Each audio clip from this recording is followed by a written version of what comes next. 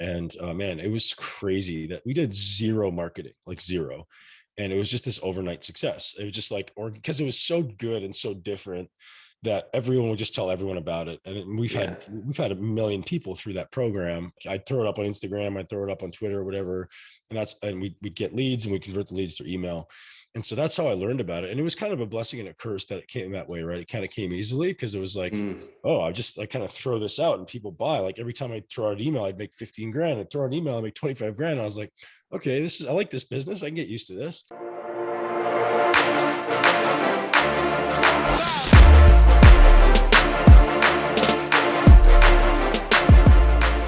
Welcome to Seven Figure Entrepreneur Podcast, the number one podcast bringing you behind the scenes with real online earners. No fake gurus here. And today we have the wonderful Ben Pakulski, and we also have the wonderful Tyler Devon. Happy you guys are here. Tyler, I knew you were going to be here. You're always here. But Ben, thank you for coming. I don't know about wonderful, but hey, I'll take it. You know what? I follow you on Instagram, man, and you look like Mr. Wonderful. Some of that shit you're doing. That picture of you squatting the other day, I was like, who is this dude? It feels like a different lifetime, man, but it was definitely my passion for a very long time. Oh, man. I remember actually Gabe brought that up. He's like, dude, I saw this picture of Ben squatting. It was unreal. I don't know, man. It's wild. Wild. I became How much did you weigh there? How much did you weigh there? That photo, I was probably 280, 285 maybe. I was, so that would have been right after a contest. So probably 275, 280. Dude, that's nuts. And how tall are you? 5'10". Holy shit. That is size, man. Wow. Yeah, it wasn't a small hero. I was up to 325 at some point. So it was big. Wow. Dude, that's wild. Man, all right. So we'll go for it. Yeah, I was just say I'm excited to have you on, man, because like not only do you make moves on the business side, but like just like all around, man, you're just a human being that fucking crushes it on every level. And I think there's a lot of people, yeah, dude, honestly, like a lot of people I know in our space, in the online space, they don't make their health and fitness a priority, or they try to and they don't really know how to. And I think you've got that part figured out. But it's also cool how you've built your health brand based on, like, I'd say your past life now, and literally parlayed it into this and then so much further. I guess, do you want to start back with, I guess the first thing would begin the fitness. Do you want to talk about that a little bit? Just give people a background. Sure. Yeah. So I'll just kind of like segue in with what you just said. So what I kind of do now in business, or it seems, is helping people find a gear they didn't realize they have, right? And so as a pro bodybuilder, I was able to do things that most people wouldn't otherwise be able to do because I was so motivated to be the best in the world that I was just pushing myself to, the depths of discomfort, right? Most people are too afraid to step into the darkness, step into their discomfort, because they just don't know what's going to happen, or they're not motivated to do it. They're like, yeah, that's enough. And so as a bodybuilder so I grew up obese. I grew up to a family of overweight alcoholics, and I didn't know anything about fitness, man. I didn't, literally zero. I'd never been in the gym. No one in my family had ever been in the gym. Nobody in my family had ever finished high school. So I went through college, training literally every day. And by the time I finished college, I was like, you know what? I want to compete just because I want to get in really good shape once. I love to train and I want to get in good shape. I had a pharmaceutical sales job lined up, and I was like, all right, I'm gonna get in shape, so try to look like a boss in my suit. I did a show and I won. And then I did another show 3 weeks later, actually it was 6 weeks later, and I won. And then people started paying me to work out. So I was like, okay, I guess I'm going to shift careers here. Like I always loved bodybuilding, but you always hear stories around how it's not a lucrative sport because most bodybuilders are broke because they spend so much time training and eating, and usually they're not, doing anything business wise. But I just refused to accept that. I was like, okay, well, if the rest of these guys are broke, I'm not going to be a dumbass and waste my life. Because as a bodybuilder, man, you train 2-3 hours a day typically. And what else do you do? Right. So, on a big day, I train 5 or 6 hours a day, but it still leaves a huge amount of time for me to learn and, grow business and whatever. So I was always doing something different. And, so in 2011, I was on this upward trajectory toward being one of the best in the world, if not the best in the world. And that's all I wanted to do. Like, I just wanted to be Mr. Olympia. And I was so focused on it. I was ruthless, man. Like, I wasn't always nice. I just didn't give a shit, to be honest. Like, if you weren't helping me be a Mr. Olympia, I was going to crush you. And then the universe or God or whatever you'll say, give me a different path. And my son was born in January 2012. And then from that moment, man, I was forever changed. My daughter was born 18 months later. And I just couldn't be the same ruthless killer that I was prior to that. And so at that point, my business became my first priority. My family was my first priority. My business was my second priority, and fitness fell down to third. Because obviously, you know, when you have a family, you want to be financially free, and you want to make sure you're safe. And that's when it all shifted for me, man. So I took that same focus and drive that I was ruthlessly and relentlessly applying to bodybuilding, and I applied it to fitness. And now I'll say, I wasn't always good at business, because like as a bodybuilder, it's like the island of one, right? It's like, I'm going to get to the top of that fucking mountain, and all you losers are going to stay behind me, because I'm going to find this gear that nobody else knows how to get. And as an entrepreneur, Ty, you know, it's like, you can't do that, right? That's very, very limited. So it's like, all right, everybody come on, let's support each other. And it's always a learning experience for me to continually learn to support, build a team, to lead, to mentor, to manage, all those fun things that we're doing now. That's so cool, man. Something you breezed over there that I kind of want to go back to, that you that I think has a lot of value in it, is you were saying that you grew up in a family of like alcoholic, obese people, right? And I feel like so many people are suckers to their atmosphere or whatever, and they're just like, yeah, well, that's all I fucking knew, like that's all I knew, like so that's why I'm an obese alcoholic. But it's really cool to see you transition out of that. And do you have any like pointers that you can kind of speak of to that, and how come you chose the path you chose? Yeah, well, it's always the same, Gabe. Like, everyone gets exposed to the same thing, and it's always your choice, right? So there's some stories about twins, right? So, you know, Tony Robbins tells a story all the time. He said, so there's two twins that were separated very early in life. I think they were like 9 when they were separated. Their dad was very abusive. He was an alcoholic. He beat them, and they separated them. They went to separate foster homes, and they followed up with them 25 years later. And one of them was a CEO of a Fortune 500 company, and the other one was living on the streets doing drugs and alcohol. And they said, okay, to the guy, the Fortune 500 company, like, hey, what happened? Like, how come you were able to become so successful? And he said, how could I do it any other way? Like, all I ever saw was, you know, this guy doing this, and I just didn't want to be anything like that. So I just don't know how I could have done it any other way. And he asked the guy who's on the street, and he said, how could I have done it any other way? He said the exact same thing. They just perceived it differently. So for me as a child, like, I remember as early as being 7 and being like, man, I just don't want to be anything like these people. Like, I was like, there's nothing about this that I literally remember watching the people across the road. This is one of my earliest awarenesses. And there was 3 kids in the family across the road, and the brothers and sisters like really cared about each other. And I was like, they don't fight. They're like really nice to each other. That's so like, I'd never had a conversation with my sister until like literally until probably 14. Like, we would just be fighting. And so I'd watch these people across the road, and I was like, oh my God, you can actually be nice to each other as a sibling. Like, I didn't even know it was possible. It's true. So I was like, oh, well, that means there's another way of living, right? So I could literally watch these people, and I could model them and go, oh, like, being nice to people, like, I like that way better than being this way. So it was really early for me to just go like, man, I just don't want anything to do with this. No, I think you're right, man. I think there always is a choice. When you were speaking, one thing that stood out to me was talking about, like, I'd say the level of darkness you went to achieve your goal, and how hard you were going to push, man, and just that mindset. Can you kind of touch on that a little bit, and just like how you were able to focus in so hard on that?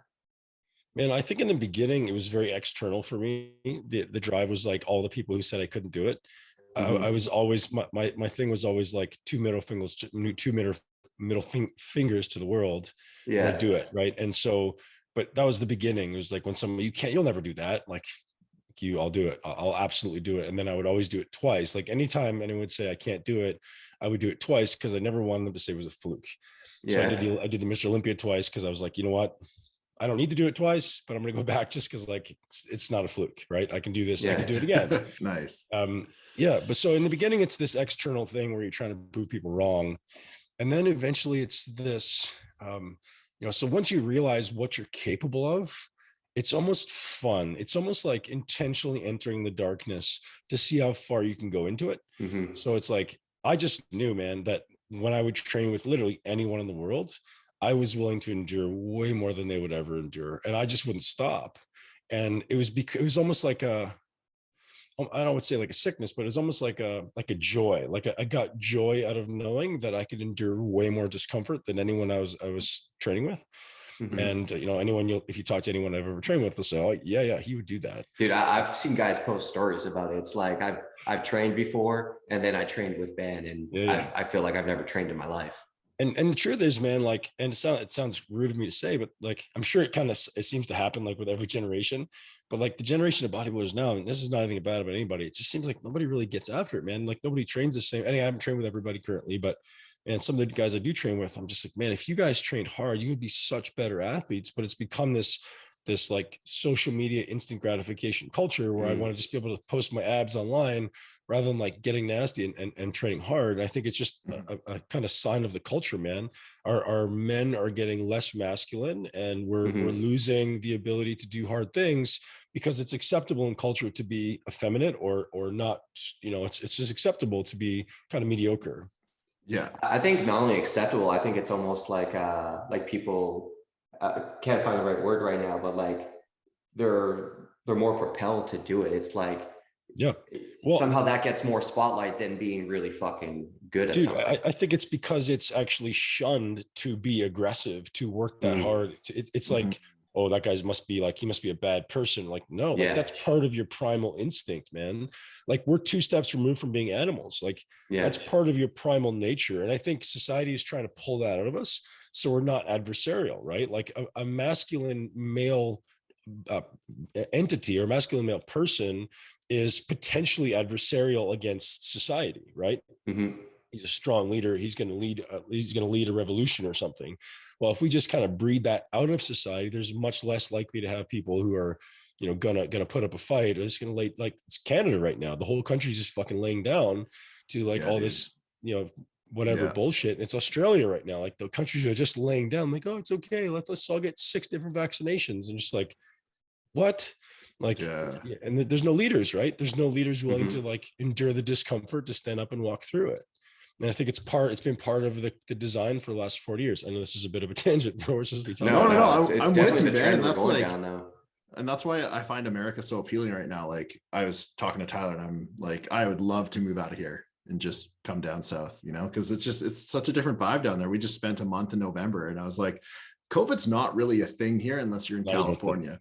Nobody gives a fuck. But like in Vancouver, I can't even go to the gym right now, which is retarded on so many levels.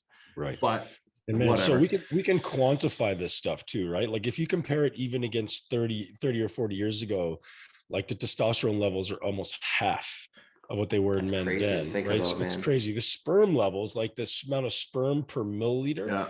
I was reading it was like, I think it was in 1930, it was 100 million sperm per 1 ml, and now it's 5 million per ml. So it's like 1/20th of what it was in 1930. So like not even 100 years. And so like what's happening to the species, right? It's just this like slow degradation of the species. And again, it's I think just at some point, I think men should realize there's value in, listen, I'm the nicest guy in the world, right? It's like the fact that I can do these things. I always say that like, I have a gear in my pocket that most people will never, ever understand, but knowing it's there, not denying it, accepting it, and realizing that I don't need to take it out unless I need it. I think that makes me a strong, confident man, but it doesn't make me a beast or a warrior. Like I don't have to come out and hurt people, but it's like a guy who's a 7th degree black belt in jiu-jitsu, right? Like he's the calmest guy in the world because he doesn't need to prove to you that he can kick your ass because he just knows. I'm not saying that's me, but like, there's a gear there that I think most men should strive to attain, or it should be like an acceptable standard to go out and do something to the highest level for everyone. Because that to me breeds confidence and self-assurance. And then you don't have to be an asshole to everybody because there's no reason to be. Assholes are that way because they're insecure, right? So how do you think that gear is like, do you think it's developed, or do you think it's something that you're just like born with? Well, I think everyone has it. I just think it's beaten out of you from a very young age. So like if you see kids are like hyperactive, they're all over the place, they're crazy. What is every parent? Stop doing that. Don't do that. Don't do this. Get down. Be careful. So that's like, it's taken out of them. If you just let a kid grow up in the wild, like, we actually have, I don't know if you know this guy, a friend of mine in Costa Rica, He's got a son. His name's Mateo. He's like 4 years old. He's like little I remember Tarzan. you telling me about him. This kid's the coolest kid. He's like 4 years old. He's a little Tarzan. He's perfectly articulate at 4 years old. Like I've never met a 4-year-old who's this articulate, climbs trees, just absolutely a beast. But when it's time to be calm, he's calm because you just ask him to be calm. But he's also allowed to express his energy and climb trees. And he's like playing with snakes and bugs and shit. And he's like, they're crawling on his hand. And I'm like, this is to me what kids are meant to do. It's like they're allowed to express their true nature and explore it and discover themselves rather than being beaten into a box and saying, oh, don't jump off the couch, you're going to hurt yourself. So, ultimately that's what takes it away from the kids, because eventually kids are so afraid. They're like, I don't know what I can do. Like, can I do this? Can I do it? And think of schools, man. I ripped my kids out of school 3 years ago now, when I walked into their school and they were walking down the hallway and they weren't allowed to walk away from the wall. Their shoulder had to touch the wall the whole time when they're walking in the hallway. I was like, we're done. Like, this is fucking ridiculous. Dude, I could just picture you walking in, seeing that shit and be like, we're getting the fuck out of here. It's ridiculous, man. I remember when I was in like, I was a shithead in elementary school, but I would just like, when there was a rule, I was like, hey, rules are for everybody else. I'm running. Like, you guys are walking, I'm running. And my teachers all hated me, but I think that was my gift. At the time, I just thought I was an asshole because that's what they told me. But realizing this adversarial nature was a gift for me. Totally. Because all these people they're just robots falling blindly, right? They're not thinking about anything and getting rewarded as such. Totally. Yeah. That's wild, man. Dude, one thing I want to transition to now, we talked about the past, we talked about the bodybuilding stuff, talk about the business stuff. I actually met Ben in his gym. I was working out, and I don't think we talked about weights once in there, bro. I think we talked about business and marketing and real estate and crypto more than we talked about weights. And Ben had the gym here in Tampa, pretty much a world-renowned gym too, hey? Yeah. It's been a long time for people think it's one of the best ninja gyms in the world. We haven't really done a lot to upgrade it in the last 3 years. But for a long time, it was considered one of the best in the world for sure. An awesome spot, man. It had every piece of equipment. You'd walk in there and there'd be like 6 people. And like, what's it called? You couldn't even MI40. The MI40 gym. And cool. So our model was never meant to be financially lucrative, right? It was like, so I built it for myself. So I just had a private place to train for the first couple of years.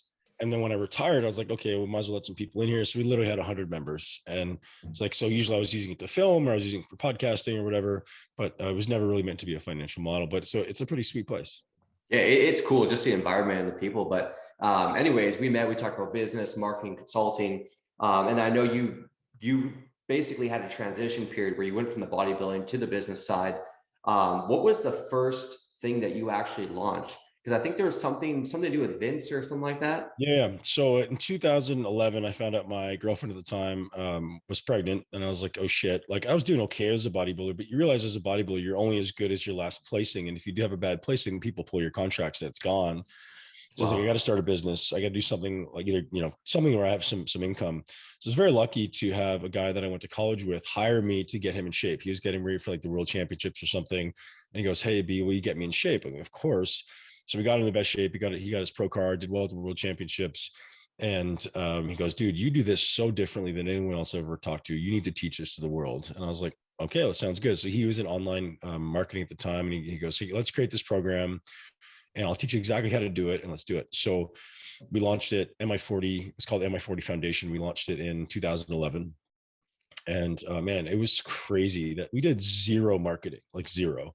And it was just this overnight success. It was just like, or because it was so good and so different that everyone would just tell everyone about it. And we've had 1 million people through that program, plus how many times it's been pirated, and a lot of people through that program, and literally zero marketing, right? So we obviously built an email list, but there was no like ad marketing. It was just like, I'd throw it up on Instagram, I'd throw it up on Twitter or whatever. And we'd get leads and we convert the leads through email. And so that's how I learned about it. And it was kind of a blessing and a curse that it came that way, right? It kind of came easily because it was like, I kind of throw this out and people buy. Like every time I throw out an email, I'd make 15 grand. I'd throw out an email, I'd make 25 grand. And I was like, okay, I like this business. I can get used to this. And then I started hearing these guys who were, I'm not going to throw out any names, throw anybody in the bus, but these guys are 30% body fat and they're selling fat loss products, making 10 million a month.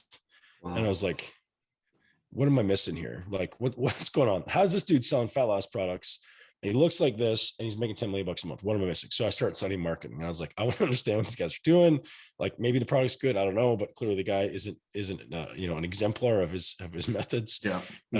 But so what's happening? So I just started studying it, man. And so as I learned more about marketing, so obviously at some point the organic reach of my 40 started to slow down a little bit. Although to be honest, it lasted a good 3 or 4 years. And then it started to slow down. And by that point I had a relatively decent marketing acumen. Like I studied copywriting. So man, I still am pretty relentless in my studying. I love business. Like I love business more than I love bodybuilding. I think I just like, it's like a game. It's like you're playing this game. You're like, oh, if I do this, this happens. And what happens if I do that? It's just fun. Like I never feel like I'm working. I just feel like I'm having fun. Dude, I relate to that 100%, man. I feel like every day we get the opportunity to create and build something new, test new ideas, launch email campaigns, launch Facebook, and just get to see what happens. And almost like it gets you more and more curious about like also the dynamics of like human behavior as well. Totally. Yeah. It's like different types of copywriting methods, different approaches. Like I've even been watching your approach on Instagram now. And it's like, I feel like it's almost like a man-to-man challenge that you almost put out there with your ads. And I find myself every time I read them, I'm like, fuck, man, this is awesome, man. Because it brings out like that inner like primal spirit. Yeah. The goal is to poke the bear a little bit, man. Cause man, like, and so this is a crazy thing, right? Like as we age, and you guys may notice this too, maybe not, you guys are high achievers, but some people you just kind of get lulled into complacency. You don't even realize that you're just kind of getting pulled into these daily habits. And before you know it, 3 to 5 years has gone by and you're like, what the fuck happened to my life? And you don't realize. So sometimes you need someone to kind of agitate the pain a little bit, right? Like, oh shit, like I didn't even realize that was happening. I didn't realize that if I didn't pay attention to this in 3 to 5 years, this is going to happen. And it may not be reversible, man. Like you got to think about these things, So I think agitating the bear a little bit on the kind of primal male needs, most of the people I market to are masculine or males right now. So I'm just trying to like, hey, point it out, man. If you don't pay attention to this stuff, there's some really serious side effects, man. Yeah, no doubt. I find myself more driven to marketing like that these days. I want people to tell me like, you're a piece of shit, go harder. And that just works for me. I am fueled off pain 100%. I'm not a pleasure guy. Like hurt me and then I'll work harder. Yeah, I don't know that I do that specifically. Maybe I'll tell you differently. Just so you know, this also goes into Gabe's management style as well. So we've had some fun discussions about that. No, that's not true. I've been backing off, but I'm definitely not a coach. I'm like, fuck you, figure it out. Yeah. So Gabe, I think you and I would get along well, man. So one of the problems I have as a business owner, and Ty, you'll get this too, man, is like I've seen a lot of success in with very specific things. And so when somebody on my team tells me they can't do something, I actually get really fucking irritated because I was like, I can do it. I'll do it myself. That's your job. You should be doing better than me. It's like, oh, it's not possible to do it in this amount of time. Or that's not possible to do this. And I was just like, I know what's possible because I did it. You're just not willing to step up. Right. And that irritates me. And I'm learning to like, I hate the idea of having to soften myself. I just hate it. Yeah. But it's, at the same time, I'm learning how to like meet them where they are. At the same time, say, yeah, okay, so right now your belief is that you wouldn't be able to do this under the current circumstances, but what's going to be necessary for you to step up to a whole new level of potential? That's the conversation, right? It's like, right now, I get it. You feel like you can't do it. It's okay. How well do you speak Chinese? Not very well. You've never done it before. But if we teach you how to do this in a different way, we make it more effective. You get better and better and better. And then we can do it at an even faster rate than this. Do you agree? Yes. Let's move on. Right. So it's like, I get really frustrated when people say like, well, you can't do that, or it's not possible, or, it frustrates the hell out of me because like, I want to move fast. Yeah, no doubt. It's funny, man, just that questioning process of working with people. I found that's like one of the number one tools I find for managing effectively, like as opposed to like irrationally, like almost like lashing out because, you're fucking pissed off by what they just told you, right. But hit them with a question first, man. I try to make that a mental trigger just because the question gets you so much further, especially when you question them in a way that challenges their own current beliefs. Because once you get from the point of they believing they can't do it to now that they can, that's a big shift. Just curiosity, right? Like, tell me why you think that. I do the same thing on my sales calls. Like, tell me why you feel that way, or tell me why you think that's the truth. Yeah. And so I'm not admitting that it is the truth. Tell me why you think that's the truth, right? Or tell me why you believe that. And that allows them to get a little bit deeper, and then you poke holes in their belief systems. Yeah. Very cool. Makes sense. Dude, touching on more of the marketing stuff, like as far as the channels and stuff that you're going after right now, I know you're doing a lot on the organic side.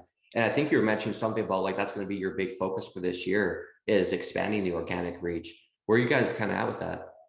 Well, so we're just creating systems. So the cool thing about what my business is we've got a really decent amount of brand equity, right? So Mm-hmm. a good number of people, like on the order of millions, know who I am, know my business, and have used some of my products. So when I put out something on a platform that they see, oftentimes we get a fairly decent response rate. So right now we're just basically isolating two platforms, Facebook and Instagram, and we're creating systems within those platforms that allow us to basically book calls, right? We're scaling the high achiever coaching. And as I said, it's helping people access the gear they didn't even know they had. And so we're basically engaging them, having them raise their hand. Yes, I'm interested in this. And then we engage them through DMs, just like DMs or emails, have a dialogue. And if they're interested, or if they feel like we feel like they're a good candidate, they feel like they're a good candidate, we'll hop on a phone call and discuss the different options we have. And the options are variable, right? There's different price ranges, there's different goals. But really, we're just trying to optimize these systems right now for specifically Instagram and Facebook before then we then take those and apply it to Twitter. Then we apply it to LinkedIn. We apply it to eventually YouTube as well. So we've just brought on a full-time media manager. So like social media manager. And then we also have somebody who's going to do our media buying. So all those things, like right now, it's just organic, right? Yeah. So once we get all those systems in place, I think we haven't anywhere near exhausted our organic reach. Yes, could we turn on ads? For sure, we will. But like right now, our organic reach is great. Like, so there's this, obviously, like there's obviously acquisition and then there's delivery. And so our delivery is just getting to the point now where it's scalable, right? Nice. So yeah, so we're making, because like I want the quality to scale. I don't just want the product to scale, right? Like I don't just give someone a shit product. So I spent a lot of time. Yeah, I spent a lot of time. I was gonna say, man, that's your biggest thing. I feel. I think part of the reason you have such strong brand equity is because you don't skip corners, man, at all. Like anything you fucking put out there, it's like it's always been rock solid.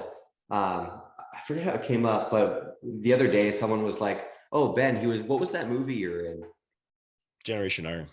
Generation Iron," and you were like kind of like the science bodybuilder on that, right? Yeah. Like that's stuck out in his mind, man. And he's like, "Man, I thought he was gonna fucking win for sure. He was a science guy." But like, I think because you've paid such like attention to quality and detail, that's carried. And when you put out stuff, it's amazing. And the High Achievers program, is that the one I'm doing? Yeah. Yeah. Like my personal experience is unfucking real from that program. Like I've dropped, I think like 22, 23 pounds. Mental clarity is insane. Like just everything is firing off all cylinders. It's like the best I've felt in probably 15 years. Well, that's the best thing ever to hear. I mean, and you're not the only one. I'm like, but like it's so awesome to hear. Guys are just like, I just didn't realize I could feel this great. I was like, all right, that's exactly what this is about. Because I mean, a guy like you, if you feel 10% better than you did, 6 months ago, that could be hundreds of millions of dollars over the next 3 years. So I have a guy right now, I literally just got off the phone with him. He goes, Ben, I'm going to 10x my business in the next 3 years because of this. He's like, I didn't realize that I could feel this good. I didn't realize I could have this much confidence, this much mental clarity. He's already doing $100 million a year. He goes, Ben, I'm going to 10x my business. He's like, I just know. And I was like, okay, this is what we're doing. So it's like, the people I work with, it's like a smaller number of people, higher amount of service, right? Like whatever it takes to get you there is what we should be doing. And that's what the program we're putting together. Yeah, even your mental approach to coaching, or at least the parts you've shared where you're like, man, if you're at this point, my job as a coach is to figure out how to get you to the next point, as opposed to just like cookie cutter bullshit. But like, I'm excited for your program to come in. Like, just from my own experience, it's just been unreal. Again, it's probably the best I've ever felt. And it's interesting, before, like I've always done some level of working out, but like now I see it as an investment, where before it was something I did to like kind of mentally break away from work. But now I know the days I work out, I'm going to be a stronger performer when I work on my business, because like I can just bring that much more to it. Yep. And you're better for your wife. You're better for your kids, man. Your like whole life. Yeah, man. Yep. Man, I feel like I'm at a point where I'm doing it to avoid injury, because I find when I don't work out, I'm just like, oh, like my neck's fucking tight, something's going wrong. Right. But when I continue working out, like I feel great. Like now that the gyms are closed, like I can't work out to the same level. that I do at the gyms. And I don't have a squat rack. I don't have the proper equipment or anything like that, right? Like I'm just limited, but my body, man, hurts so much more than when I'm like at the gym 4 times a week, just pushing the heavy weight. So yeah, so it could be an inflammatory thing too, right, Gabe? Like, so yeah, sometimes training is pro-inflammatory, but it's almost like a good type of inflammation where it kind of gets your body clearing that inflammation, so that can yeah, help alleviate some of the bad pain. So maybe just having a look at what you're eating that's inflammatory, maybe doing some type of inflammatory test, or looking at what food allergies you have, maybe worth yeah. checking out. Cool. Thank you.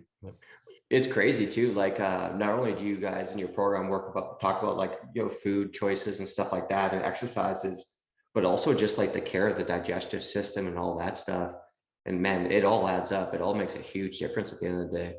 Yeah, and like it's not, well, maybe for me, it's not anything complex, right? Like I No, mean, some things are very complex, but sometimes the smallest little things can make the biggest difference. An example: we've had one guy who, for the last 2.5 months, was his HRV was bad, his sleep was really bad, his digestion was bad. We did some blood work, we did some urine analysis, we did some stool, and we're like, okay, here's your protocol. 7 days later, he goes, bro, I've slept through the night every night. My HRV's yeah, through the roof. My sex drive is back. 1 week.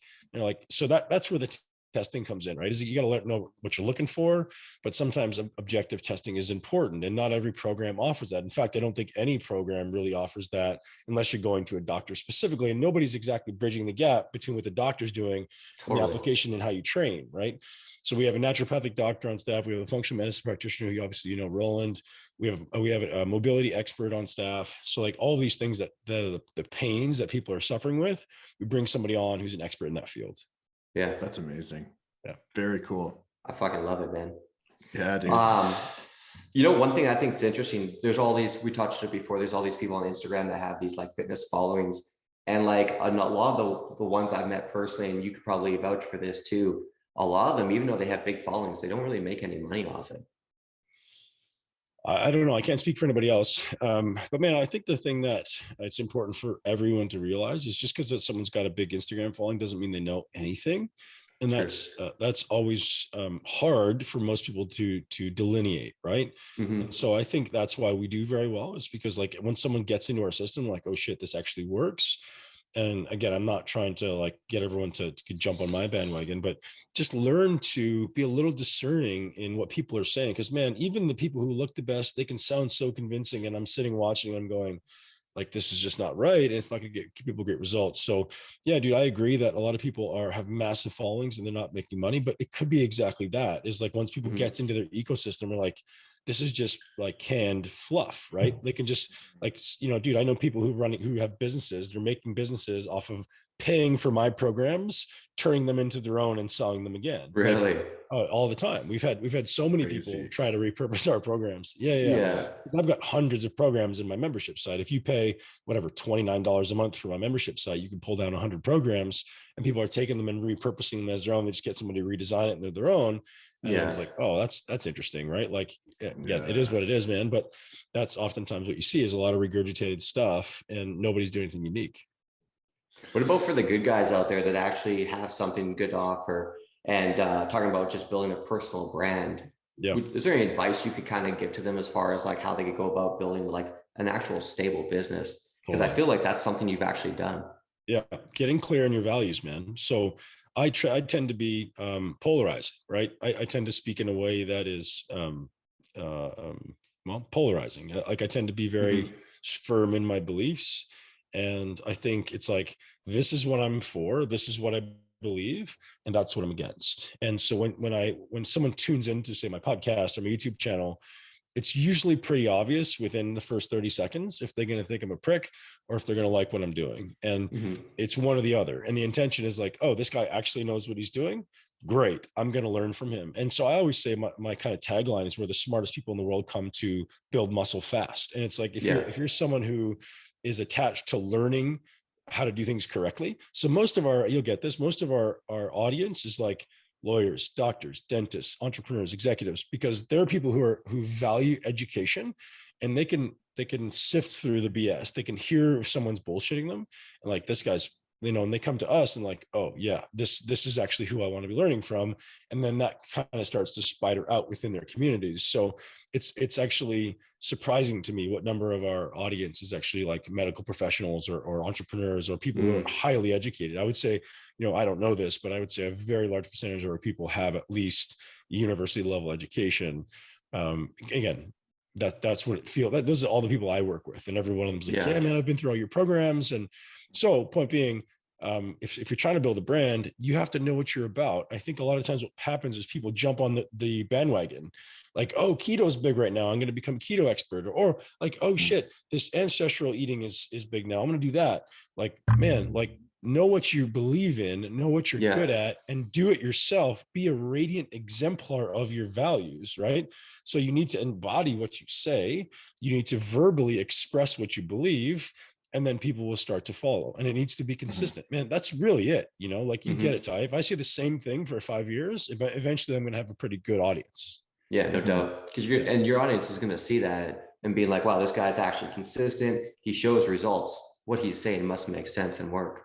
Yeah. And so for me, it was a big transition, man, when I left. Like, so for the first 5 years of my career, my business career, it was like just muscle building. Like I was like, I'm going to teach you how to get huge and ripped. And there's a huge audience for that. And then I transitioned out and I was like, listen, I've figured out getting huge and ripped. Like I can help you do that. But I realized there's much more to that, right? So as a professional bodybuilder, I was one of the biggest, leanest guys on the planet. And I still didn't feel fulfilled, happy.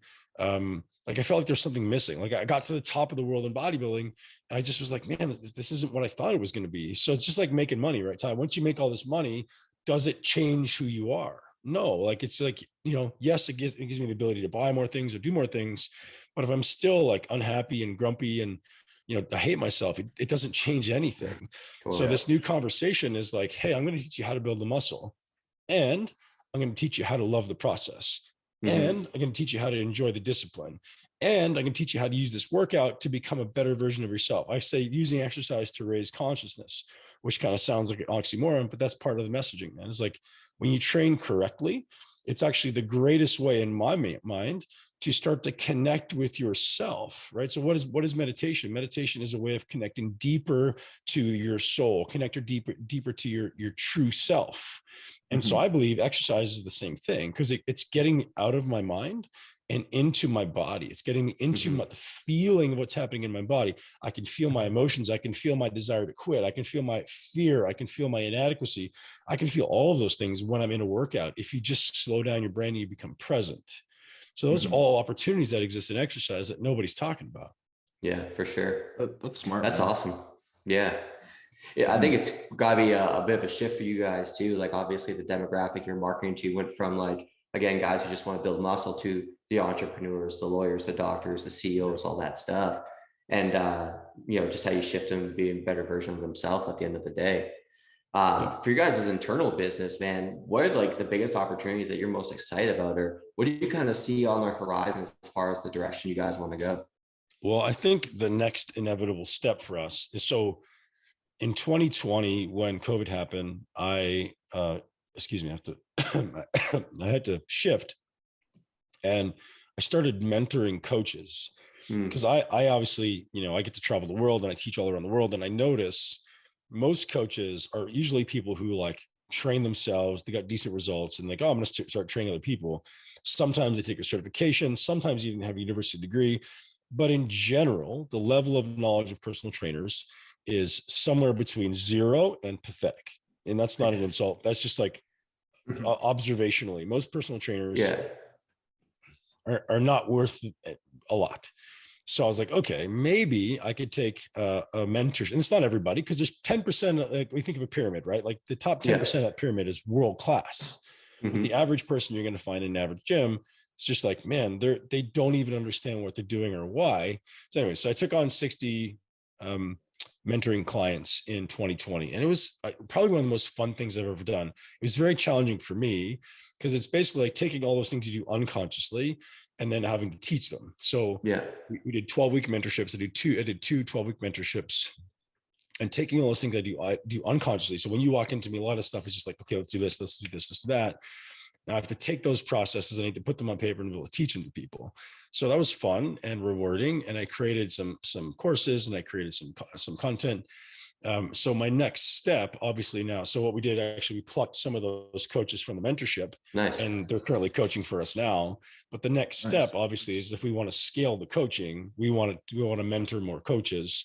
So I'll probably end up turning it into a certification. So we get a greater number of coaches coming through the back end, and then we can just pluck the top of the class and employ them to work for us. Nice. So that's a big thing that's nice in the business. That'll allow us to scale and still keep the quality. Yeah, makes sense, man. That's a smart play. Dude, it's crazy to think about the impact you're going to have on things as a whole. Because I'd agree with you, man. Like, I'd say most personal trainers probably don't know what they're doing. And that's just from my perspective, which doesn't even obviously compare to yours. So it's cool to see the positive effect it's going to have, like just on a grander scale, probably like, you know, outlive what you're possibly even thinking. What do you think about as far as like supplement lines and stuff like that? Is that something you think you guys will venture into down the road? Yeah, I would love to do it. I know we would be very successful because the audience is ready for it. But right now, with the global shortages, like every supplement company, they don't even have enough to meet supply, or sorry, to meet demand. They don't have any. So the timing is just not right. And it's eventually, I'm sure that supply chain will kind of come back around. And so, man, I could have done it in 2013. Like when I started to, hit the peak of my bodybuilding career, I actually had a contract to do my own supplement line. And man, I have this mental block. I probably need some therapy. But I don't want to do anything like everyone else. So I hate the idea of being like, yeah, I have a supplement brand too. It's just like this guy and this guy and this guy. And I'm like, fuck, like protein and creatine and pre-workout. I'm like, So unless I'm doing something that's like cutting edge, revolutionary, it just doesn't interest me, man. Like, could I do it and make a bunch of money? Yeah, probably. But like, until I have something that's like just going to revolutionize what people do, like, I just don't want to do it. Like this coaching, man. Like the reason I'm doing it is because like everyone coming through, it's like, man, this is the best thing I've ever done. Totally. Yes. It's different. And I just hate being a follower, right? Even if it's for money. Like, I mean, you'll know, Ty, like I like money, but I'm not motivated by money. Yeah. Right. Yeah. So like money is to me as a side effect and not a primary goal. And that's not like for everybody. That's just me. But yeah, so I definitely would do a supplement line. I just have to make sure that it's unique, it's useful, and it's providing something that not everyone else is doing or no one else is doing. No, it makes sense, man. Yeah. I think that's a good example of how going back to your values is so important for building a personal brand. Because people know now that when you come out with something, it's going to be fucking world class, or you're not going to come out with it. Yeah. Yeah, man, I've played with it probably 4 or 5 times over the last 5-6 years. And I was like, yeah, here's some, like, so I'd sit down for weeks at a time and like manipulate the tiniest variables of formulations. And one time I spent 3 months just like head down, reading textbooks, like going through formulations. Like, this is actually going to work. I ended up selling it to a different company because I was like, man, they gave me a decent pay for it. And I was like, yeah, here, just take it. And I was like, if I need to do it, I need to do it again. I'll do it again some other time. But yeah, like I want to spend a lot of time. I want to make sure it's different. Like I've tried it so many times. It's just like, I don't know. It just never felt right. No, fair enough, man. Yeah. Nothing that's popped in my head, and maybe I'm like not remembering this quite accurately, but you've invested in a few different companies too, haven't you? Yeah. Like supplement companies. Well, wasn't the sleep technology one? Aura. Yeah. Yeah, I was a relatively early investor in Aura. They just their valuation in the last Gabe, you know Aura Ring? I own one. Yes. Yeah, there you go. Their valuation in the last 3 years has gone to 1.8 billion. It's like, I'm not sure what that's going to be worth, but it's going to be a good day. That's amazing. Yeah, I don't know. Yeah. So yeah, I did some working with them. I did some consulting stuff with them. The CEO is a good guy, man. He's a great guy. He's just crushed it. His name's Harpreet. He's out in New Hampshire. Nice. Just a phenomenal business guy, man. To take it from what it rate, like when he picked it up, it was like $3 million, $3 to $8 million valuation, like basically nothing. Yeah. And he came on, and I won't give you the story, but long story short, he ended up being the CEO and just like took it to 1.8 billion. I think 7 years. Jeez. Nuts. Yeah, that is wild, man. I know. I think it's so smart too. It's not like you're wearing like a big ass Apple Watch or like a Fitbit or something, like most people wouldn't even know you're wearing it. Right. Yeah. And I think that's what makes it great. So their original one looked like this big. Have you seen the original one? It's like this big Yeah. ass, like weird looking. It's like terrible. And Yeah. the old owner didn't want to change away from that. He goes, "No, it's unique and it's like cultural." And like he's like, "No, man, it's just not mass market." So that was one of the Yeah. first thing he changed when he took over. Yeah. I feel like they're doing a Smart. good job of like updating their tech too, because I know they got what, the generation 2 or generation 3 Three. out. Yep. Yeah. Yeah. So they're hiring really good people, man. They bring in like literally the best people in the world. One of the reasons I invested early was like, I had no idea what it was going to do, but the other people on the initial investment deck, I was like, yep, I want to be part of that room. Gotcha. I'm not able to say, but like the names that are on that initial investment document is just like, fuck, they have access to everybody. Right. So you just knew at that point that they could not succeed. Yeah. That's very cool. I wanted to kind of ask you about that, man, because I know you and I talk about investing all the time. As far as like when you go to analyze different like opportunities and stuff, what kind of things do you kind of generally look for or really like stand out to you? Same idea, man. It comes back for me is like what's unique and what is a USP? Like, why are people going to jump on this? Is it a trend that we think is going to be something significant, or is it something that people are going to always need? Right. So it's like, yeah. So with things like supplements, drinks, things like this, like they're transient, man. They have a very short shelf life. Like there's very few supplement companies that were around 10 years ago. So you assume that if you're going to invest in a supplement company, could it take off and you 10x, 100x your money? For sure, but it's not a long-term play. So you got to make sure you have some means of getting your money out early. So in most businesses, most supplement companies, like they're like, oh, you only get your money out when we sell. And you're like, I'm out. Because the likelihood of a supplement company selling is very small, even though you hear of some selling for massive valuations. Like I told you about recently, my buddy, he just did ridiculously well. But most companies don't get that, man. Such a small percentage of them sell.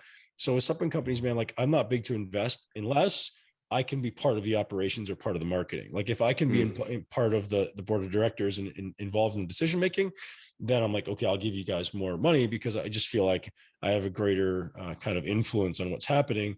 And if I'm invested in it, man, like I'll go out of my way to open doors for everybody. I'll be like connecting. I'll be I'm pretty good with putting my tentacles out there and making sure that everyone knows about the product and has the product. And so that's typically the way I invest, man. Like if I believe in the product and I'll use it, I'll invest in it and then I'll help them grow that way. But other than that, with supplement companies, like I don't usually put a lot of money into supplement companies specifically, if that's what you're talking about. As far as other I'd say just companies in general, man. I have a similar philosophy. Like a friend of mine, he was having a conversation and he did really well. I think he sold his company for 9 figures. But one of his mentors had like a multi-billion-dollar fund, and he was talking about investing one day, and the guy says, I only invest in what I know. And like I thought about that. I'm like, man, anytime I've lost money, it's because I invested in shit I didn't know about. But when I invest in something I know, and then I can do what you just said, become on the board or something like that, something where I can help provide the leverage I personally have onto the company so that they get the leverage too. Like those are the most attractive deals for me because I can actually do something to affect the valuation or grow it. Where other passive stuff, like there's something to be said for just dumping money, an S&P Vanguard fund or something like that. But like where I've got my best rewards is always in a place where I had some sort of influence on, what could happen long-term and on something I knew. Yeah. A good friend of mine, actually is one of my clients. So one of the gifts I have of having high level clients is they get a lot of opportunities to invest. So like, hey, man, throw a little money in here. You'll get it back and it'll come back to you. So one client of mine came to me probably 6 months ago, maybe a little more than that. And he goes, hey dude, we're doing some Bitcoin mining, something like space station Bitcoin mining or something. I was like, I don't even know what this is. Very cool. I'm like, I don't even know about it. So I read through all the pitch decks and I was like, man, I didn't even know what Bitcoin mining was at the time. I was like, I don't even understand. And so he put in, I think 100 grand, he got back 3 million in 5 or 6 months. I was like, damn, I missed that opportunity, but it's okay, man. It happens. Right. Yeah.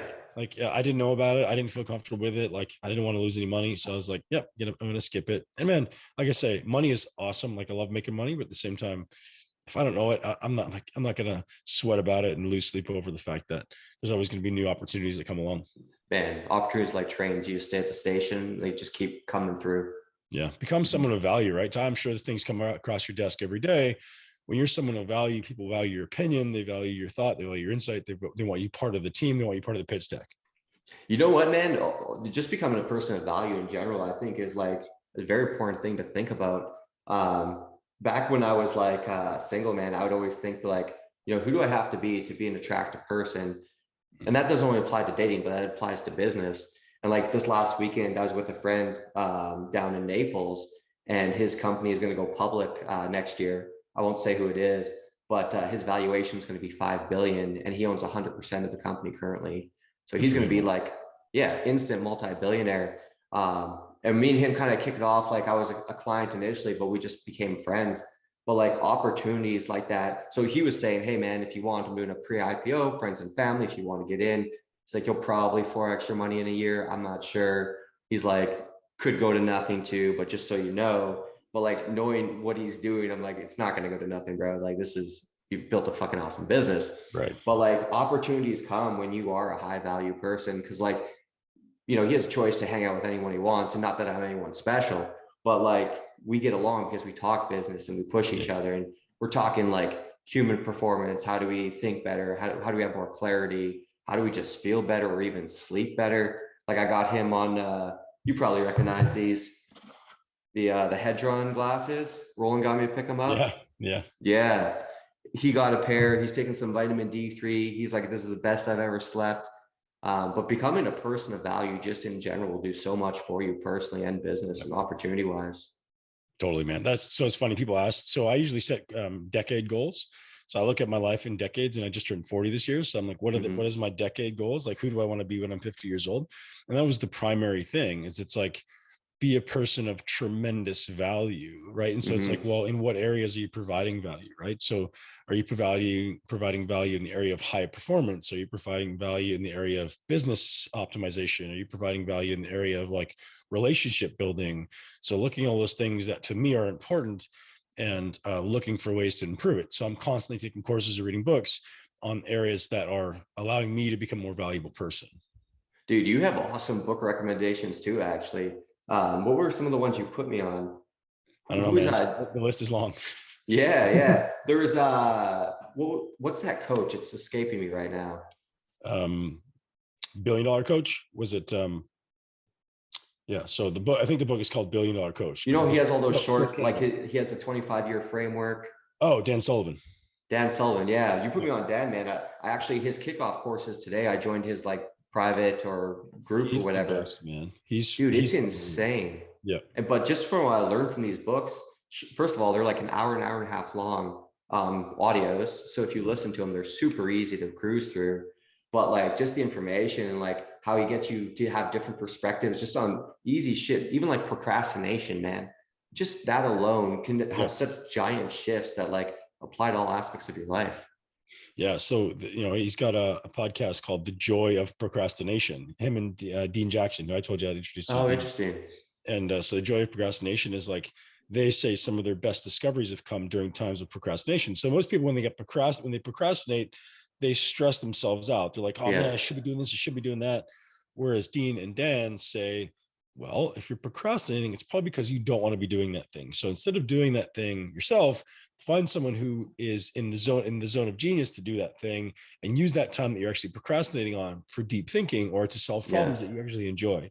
So one of Dan's big things is who, not how. He's wrote a book with Ben Hardy, Who, Not How. And the simple concept is like, don't think about how to do anything. Think about who the person is currently, that if we give them this task, we'll be like elated to do it. Like, so there's someone out there who loves doing what you hate doing. Find them. Totally. Right?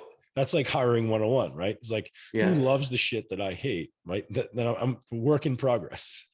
But just that perspective, find the who to complete the how. Don't worry about the how yourself. Right. Yeah. Tony Robbins actually talks a lot about that too. Like anytime they're coming up with a plan, he's like, people seem to skip to the how so quickly. It doesn't fucking matter. It's more about what you want to achieve. Once you know what you want to achieve, you can put the pieces in place. Tony learns from Dan all the time. Tony and Dean are very good friends. They all learn from Dan. Dan's like one of the original gurus, man. Yeah, I mean, they're all in tight networks. That's awesome. Need to get on this podcast, man. That sounds good. I haven't heard about it before. I have the Who, Not How book, which is really cool, but yeah. That's who I got was from Ben, man. He gave me like a whole bunch of books when we first met. It's like, you gotta read Real Love, you gotta read Dan Sullivan shit. And I started plowing through them. It's like, yeah, man, these are game-changing books. I got lots more, man. It's so for me, there's always 3 books on the go. It's like one that's spiritual, one that's like health oriented, one that's business oriented. Nice. Spiritual can be like anything that's about self-betterment, right? Yeah. So I've always got at least 3 books on the go, depending on my mood or the time of the day. Yeah, makes sense. Very, man. very cool. Tyler, you got any more? I know you got tons of questions, man. That's why I kind of sitting back, because I know this is like no, man. I think we're coming up on that hour mark too. So I think we can do a wrap here. If people want to learn more about you, man, what you're doing, especially the high-end coaching, honestly too, this is not a pitch, but like if you guys are looking for someone to help you take your performance to another level, like it's something I'm personally doing. And I fucking love it, man. And I know there's a lot of guys on the podcast that listen to this that hit me up about this. Ben is generally my source if you guys are wondering. So just check his shit out. It's solid. Thanks, man. So yeah, right now my coaching is actually full, but there'll always be a time when it opens again, I'm sure. So, but if anyone wants to reach out, you can find us obviously on Instagram. You can find us on Facebook, Twitter. I don't usually use, or you just email Ben at muscleintelligence.com and myself or my team will get back. I've also got the Muscle Intelligence podcast. If you want to learn more about what we're about, I have some of the world's greatest guests with respect to what I call the highest level of human achievement. That's kind of the framing of the podcast. So it's like living your greatest life in a body you love is kind of our tagline. And the framing of how I choose guests is the highest level of human achievement. So people who are doing things at a level that no one else is, some examples, like some people can come on and talk about stuff and you're kind of like, yeah, I didn't really learn anything new. But if you find people who are really pushing the envelope of what we're capable of, or, levels of study that nobody else is taught, there's always something new to be garnered. And it's a deeper level of thought, which I appreciate very greatly. Yeah. Nice. Wicked. We'll get all the links from you and include them below, so people can access it easily. On YouTube anyway. Awesome, guys. Well, it's been fun.